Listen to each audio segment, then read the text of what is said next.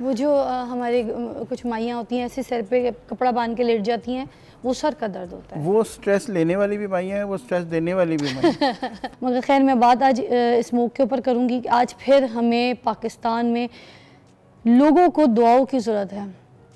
इतनी गंदी स्मोक फैली हुई है, इतनी गंदी स्मोक फैली। मैंने कल बताया था कि पाकिस्तान नंबर 1 पे, लाहौर नंबर 1 पे है और दिल्ली नंबर 2 पे। और आज की तो एक गुड न्यूज़ है, क्या अस्तगफुरुल्लाह, इज़ दैट 609 इंडेक्स, मतलब नंबर 1 से भी ऊपर। क्या लेवल चाह रहे हैं हम यार, किधर जा रहे हैं?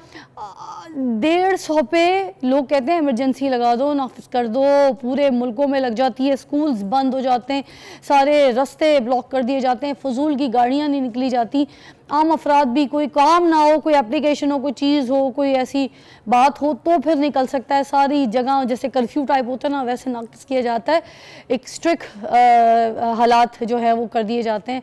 मगर हमारे पाकिस्तान में, मैं अभी आ रही थी डिफेंस से, तो वहाँ पे जो है लड़के वो रनिंग कर रहे थे, 4-5 लड़के, 2 लड़के स्पोर्ट्स साइकिलों में निकले हुए थे।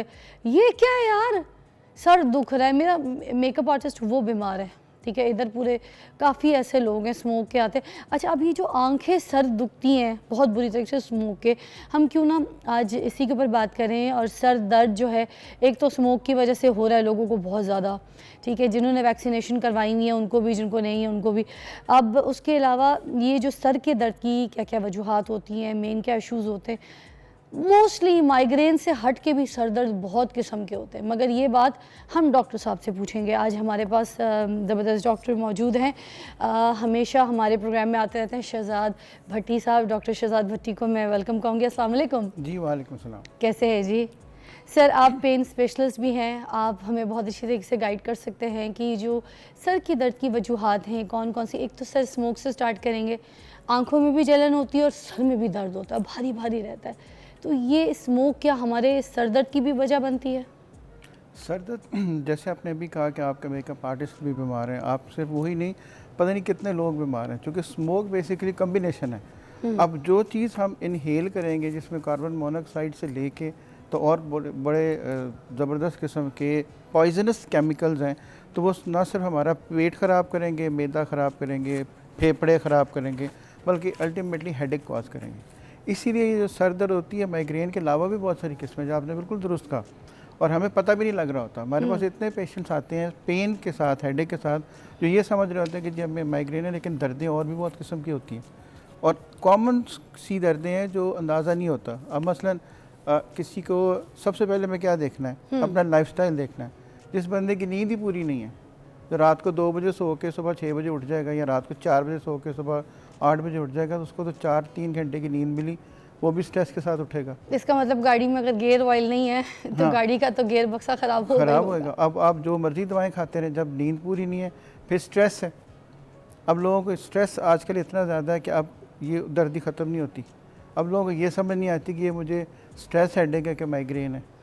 अब छोटी सी टिप आपको मैं बता देता हूँ।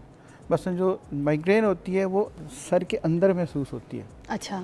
जो स्ट्रेस हेडेक होती है वो बैंड की तरह से होगी, आपको महसूस होगा कि सर के बाहर मुझे दबाव आ रहा है, बैंड बन गया है, खिंचाव शुरू हो गया है। वो जो हमारे कुछ माइयाँ होती हैं ऐसे सर पे कपड़ा बांध के लेट जाती हैं, वो सर का दर्द होता है। वो स्ट्रेस लेने वाली भी माइयाँ हैं, वो स्ट्रेस देने वाली भी माइयाँ तो हर तरह की माइयाँ हो सकती हैं। वो वाली माइयाँ है ना, कहती है स्ट्रेस लेने का नहीं देने का, तो फिर लेन देन उनकी बड़ी चलती है खानदान। जी जी बिल्कुल बिल्कुल। उन्हें खानदान के बड़े, आपको पता है ना, झगड़े पाले हुए होते हैं। अच्छा, मैं एक और चीज़ बीच में पूछना चाह रही थी कि सर ये जो सर का दर्द होता है, ठीक है, इसके बारे में हमें पता कैसे चलेगा कि ये जो सर का दर्द है ये माइग्रेन नहीं है? क्योंकि बहुत से लोगों को टेंशन ये होती है कि शायद ये माइग्रेन का दर्द है, और ये कुछ लोगों को कंटिन्यूसली भी हो रहा होता है। Like I am talking about the fog right now. ठीक है, फॉग के लिए तो अभी थोड़ा टाइम ही है ना, कि जब तक है इस तरह का मौसम है तो चलेगा, मगर उसके अलावा कुछ लोगों को कंटिन्यूसली रहती है 3-3 महीने, 4-4 महीने, और पुरानी पेन है। हाँ जी, उसमें 2-3 चीज़ें देखने वाली है, जो मैं वही आपको अर्ज कर रहा था। माइग्रेन तो एक साइड पे हुई, ठीक है, एपिसोडिक हुई, एक पीक पे गई, चंद घंटे रही, उसका वही पैटर्न रिपीट होता है, दूसरे दिन, चौथे दिन, हफ्ते बाद, 15 दिन बाद, हर एक अपना टिपिकल एक पैटर्न होता है। हर एक को पता है मेरी माइग्रेन किस चीज़ से शुरू होती है, मतलब किसी की स्मेल से शुरू हो जाएगी, पेट्रोल पंप पे जाके, घर में नया पेंट हुआ है, वो ऐसी जगह जहाँ पे स्ट्रॉन्ग स्मेल है, किसी स्ट्रॉन्ग परफ्यूम से शुरू हो जाएगी, किसी की चॉकलेट खाने से शुरू हो जाती है, किसी की शोर से, किसी की लाइट से, मसलन फ्लिकरिंग लाइट से, आप गाड़ी में आगे बैठे हैं, रात को आगे से लाइट्स पड़ी हैं, ठीक उससे यानी हर एक को पता चल जाता है। जो सबसे ज़्यादा साइलेंट हेडेक, जो साइलेंट किलर है, हमारे पास जो मरीज़ आते हैं, हमें से बेशुमार लोग शायद मेरे और आप समेत कभी अपना ब्लड प्रेशर चेक नहीं कराते, डरते हुए कि कहीं है ही ना, हो ही ना। हाँ। सबसे ज़्यादा हेडेक होती है अगर ब्लड प्रेशर लो है या हाई है, दोनों सूरतों में हेडेक शुरू हो जाएगी। अच्छा। और हेडेक होती है, हम दवाइयाँ, क्या इलाज क्या हुआ, घर में पड़ी हुई जो रूटीन की दवाई है वो खा ली, 2-4-6 घंटे आराम रहा, फिर अपने काम में लग गए, सुबह उठे तो फिर दर्द शुरू। सर ब्लड प्रेशर क्या नॉर्मल रखना चाहिए? देखिए 120-80 तक वैसे नॉर्मल तो ब्लड सबको प्रेशर पता है, मगर जी। फिर भी दोबारा बता दें। लेकिन इसमें सबसे ज़्यादा ज़रूरी चीज़ है कि ब्लड प्रेशर और शुगर दोनों ऐसे हैं जो थोड़े से अपनी लाइफस्टाइल चेंज करने से ठीक हो सकते हैं बगैर दवाई के। ठीक है। और दूसरी चीज़ जो हमें हमारे पास जितने मरीज़ आते हैं वो एक उनको डर होता है कि अगर मैंने कभी ब्लड प्रेशर की या शुगर की दवाई शुरू की तो वो मुझे लग जाएगी हमेशा के लिए। ऐसा नहीं है, उसके इलाज पे पड़ जाएंगे कि अगर गोलियों की हाँ, आदत हो अगर जाएगी। आपका वेट रिड्यूस हो जाता है, नींद ठीक हो जाती है, लाइफस्टाइल बेहतर हो जाता है, ये दवाइयाँ छूट भी सकती हैं। लेकिन ज़रूरी हम करते क्या, हमें अब लोग क्या करेंगे, मीठा खाना है तो बजाय इसकी एक्सरसाइज करने के गोलियाँ 2 खा ली, जो टीका 1 लगाना है तो टीके दवाई टीके 2 लगा लिए। सो हम हार्ड वर्क नहीं करते।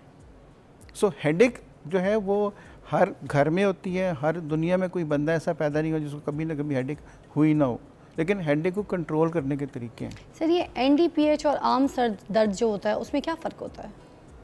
एनडीपीएच मतलब न्यू डेली परसिस्टेंट हेड एक, इसमें जो परसिस्टेंट हेडेक्स होती है ना, ये इसमें इसका 2-3 चीज़ों से ताल्लुक़ है।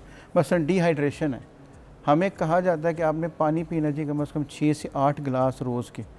वो अगर हम पानी नहीं पीते तो हमारे सारी बॉडी के अंदर पानी की मिकदार कम हो जाएगी, उससे भी एडिक्शन हो जाती है। ऑलराइट। दूसरी मिसकंसेप्शन मैं आपको क्लियर कर दूं कि जो कैफ़ीन लेने से, अगर कोई समझता है कि मैंने 4 कप आज कॉफ़ी पी ली है या 4 कप हमने चाय पी ली है तो मेरी पानी की मिकदार पूरी हो जाएगी, ये बिल्कुल उलट है।